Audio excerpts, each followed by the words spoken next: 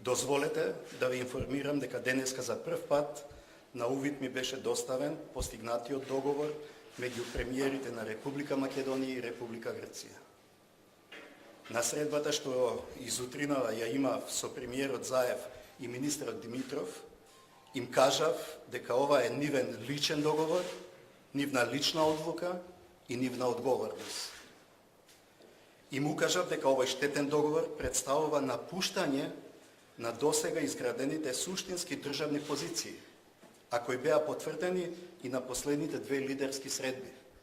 Тоа се неменување на Уставот и неприфаќање на име за севкупна употреба или ерга омнес.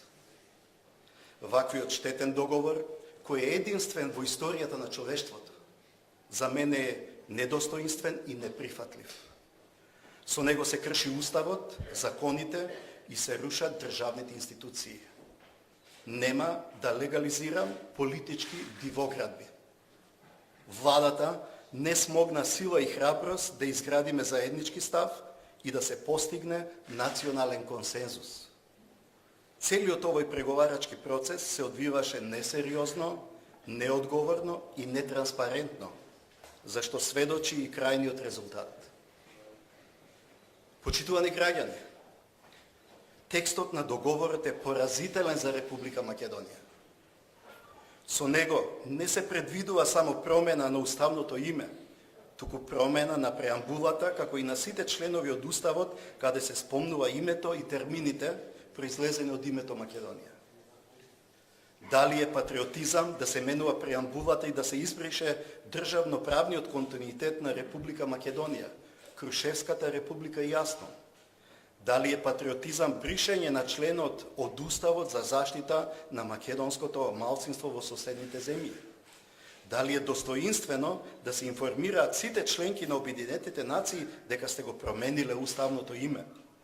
Дали е достоинствено да ги прифатите сите грчки барања и ултиматуми? Дали е лидерство да се прифати текст на договор во кој нема никаква правна сигурност и гаранции за македонската страна? Со ваков договор се отварат многу повеќе прашања и проблеми отколку што се затвараат. Прашање со несогледливи последици по македонската држава и македонскиот народ. Грција успеа да ги исполни своите максималистички барања.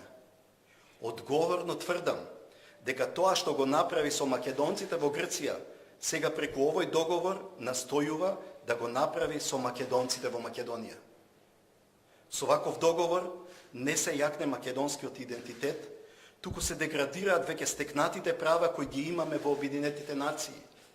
Се погазува заветот на нашите предци, на оние кои со чисто срце го создаваа вековниот идеал и стремеж за наша една и единствена Македонија. Се погазува 73 годишното право на самоопределување и државност на македонскиот народ. Се брише 27 годишната историја на независна македонска држава. Се што е свето за Македонија е погазено, а правото и гордоста на неродените да бидат македонци им се ускратува. Република Македонија губи својата суверена еднаквост што произлегува од повелбата на Обединетите нации.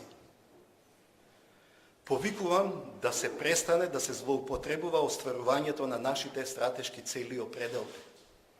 Европската Унија и НАТО не смеат да бидат алиби за лош договор, кој ќе предизвика несогледливи и штетни последици по државните и националните интереси на Република Македонија. Ваквиот договор не го обединува општеството, туку дополнително го поларизира. Како претседател на Република Македонија, како и досега, така и во иднина ќе се залагам за изнаоѓање решение кој нема да го наруши достоинството на македонскиот народ и граѓаните на Република Македонија. На крај, го повикувам македонскиот народ каде и да се наоѓа, да не се плаши. Не ја губете вербата во себе. Чувајте го, негувајте го нашиот многовековен идеал на непокорот. Мојот став е конечен и нема да ме поколебаат со никакви притисоци, уцени и закани.